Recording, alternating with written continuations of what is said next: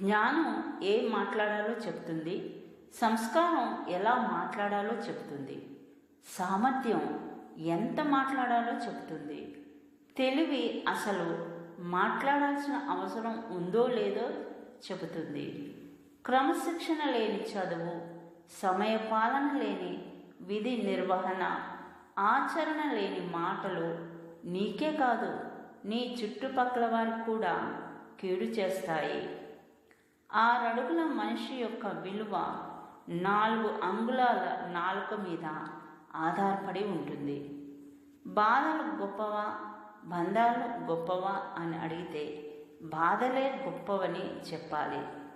అవసరాలకి వాడుకుని వదిలేసి బంధాల కన్నా అనుక్షణం తోడుండే బాధలే గొప్పవి. పరిచయాలు పాతపడే కొద్దీ ప్రవర్తన విసిగించవచ్చు లేదా పలుకు మందగించవచ్చు.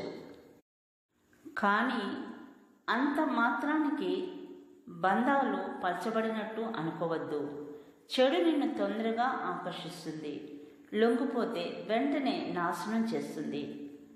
కానీ మంచి నీకు నిదానంగా అర్థమైన నిన్ను గొప్పవాడిని చేస్తుంది.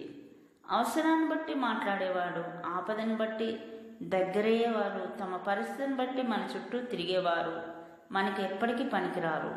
మంచి మనసుతో చెప్పే ప్రతి మాట విలువైనదే. మంచి హృదయం కలిగి ఉండే ప్రతి మనిషి మనసు అందమైనదే. మనం కట్టుకునే బట్టల్లో కలర్ ముఖ్యం కాదు, కంఫర్ట్ ముఖ్యం.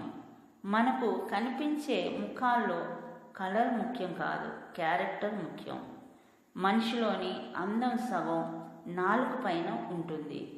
పలికే ప్రతి మధురమైన పలుకు ఆ అందాన్ని రెట్టింపు చేస్తుంది. మీ రహస్యాలను ఎవరితోనూ పంచుకోవద్దు, ఎందుకంటే అది మిమ్మల్ని నాశనం చేస్తుంది.